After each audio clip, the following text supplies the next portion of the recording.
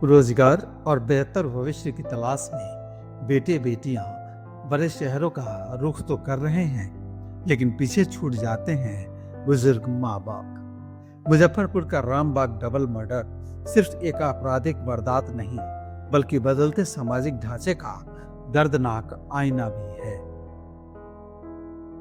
मुजफ्फरपुर के मिठनपुरा थाना क्षेत्र के रामबाग चौड़ी में 20 जुलाई की शाम पंजाब नेशनल बैंक के सेवानिवृत्त कैशियर अशोक कुंवर और उनकी पत्नी नीलम कुंवर की उनके ही घर में बेरहमी से हत्या कर दी गई। अपराधी पूरी तैयारी के साथ घर में घुसे। अशोक कुंवर पर चाकू से कई वार किए गए, जबकि नीलम कुंवर के हाथ पैर बांधकर मुंह पर टेप लगाकर गला घोट दिया गया। इस घटना का सबसे दर्दनाक पहलू यह है कि दंपत्ति का इकलौता बेटा डॉक्टर निखिल कुंवर बेंगलुरु में नौकरी करता है। जब शाम तक माता पिता से संपर्क नहीं हुआ और कई बार फोन करने के बाद भी माता पिता ने कॉल नहीं उठाया, तो उसने मोबाइल से घर का लाइव सीसीटीवी देखा। कैमरे में कुछ संदिग्ध हलचल दिखी। निखिल की मां घबराकर छत की ओर जाती नजर आई। बेटे ने तुरंत पड़ोसियों को फोन किया, लेकिन तब तक बहुत देर हो चुकी थी। पड़ोसियों ने जब दरवाजा खोला तो नीचे पिता खून से लथपथ पड़े थे और ऊपर माँ भी दरिंदों की दरिंदगी से दुनिया छोड़ मौत की आगोश में समा चुकी थी। चाचा ग्राउंड फ्लोर जो इससे आधा से फर्स्ट फ्लोर पर मरे हुए हैं, थर्ड फ्लोर पर चाची को ले जाके मारे हुए हैं। उनका बेटा हमको फोन किया जो वहाँ कैमरा में कुछ गड़बड़ी देख रहे हैं, सो भैया जाके अंदर रूम में देखिए। तो हम अंदर में गए था देखे। बेटा कहाँ पे पोस्टेड है? बेंगलोर में। क्या करते हैं वो? इंजीनियर कहाँ इंजीनियर है? इंजीनियर। निखिल नाम है। निखिल नाम। वही फोन किया है कि कैमरा गड़बड़ी है। रूम में फोन नहीं उठा रहे हैं कोई, तो हम जाके देखें। कितना देर पहले आप अंदर गए थे? लगभग वही 7:40 हुए। 7:40 में आप अंदर गए? हाँ। तो आप देखे हैं कि चाची मतलब पेट चचा बेट पर वो उनको चाकू मारा गया है। अब क्या मारा हुआ? खून से लथपथ है। नहीं, हम छूछाड़ मना कर दिया। तो वो खून से लथपथ था। हाँ। और ऊपर में क्या ग्लव्स वगैरह भी फेंका हुआ? सीढ़ी पर ग्लव्स फेंका हुआ। सीढ़ी पे ग्लव्स और भी कुछ फेंका हुआ है? नहीं, हम नहीं। कहाँ पे होगी आपका घर? सामने हम लोग पड़ोसी है। ये ऊपर में जो चाची मरी हुई थी, उनको कैसे मरे हुआ है? उनको गर्दन की गमछा से बांध कर हाथ पैर भी बांधा हुआ है। हाथ पैर भी बांधा हुआ था। चाकू को मारे हुआ है। और पता नहीं क्या छूछा के देखने के लिए मना कर रहा है, तो क्या पता चलेगा? टिंकू आप पड़ोसी हैं? आप भी को उनका लड़का फोन किए हुआ? जी।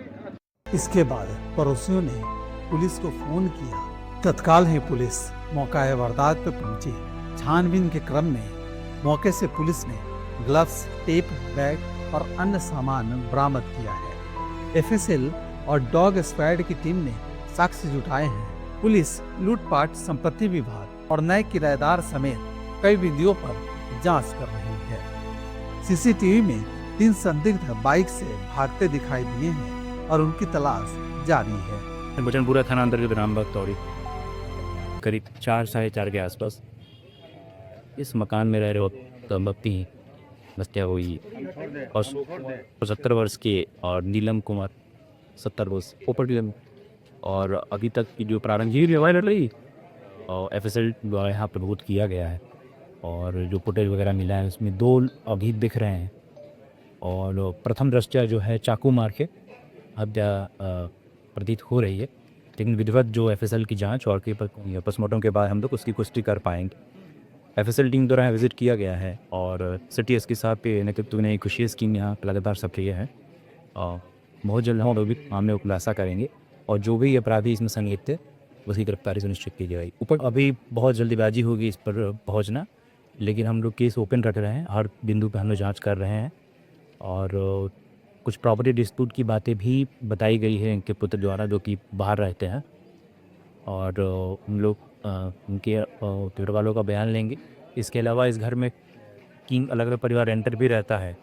कुछ दिन पहले भी कोई और यहाँ पर आके सबको आए, तो सभी से पूछताछ की जाएगी और हम लोग इसकी जड़ तक पहुँचेंगे जो ही अपराधी इनकी गिरफ्तार। कुछ घटनास्थल से आपको ग्लव्स मिला है, जो अपराधी आए थे, गोला भी मिला है, उसमें भी ग्लव्स रखा हुआ है, ईयरफोन रखा हुआ है और टेप मिला है और जो महिला को लगता है कि मतलब चेहरे पे वो टेप भी लगा दिया गया था।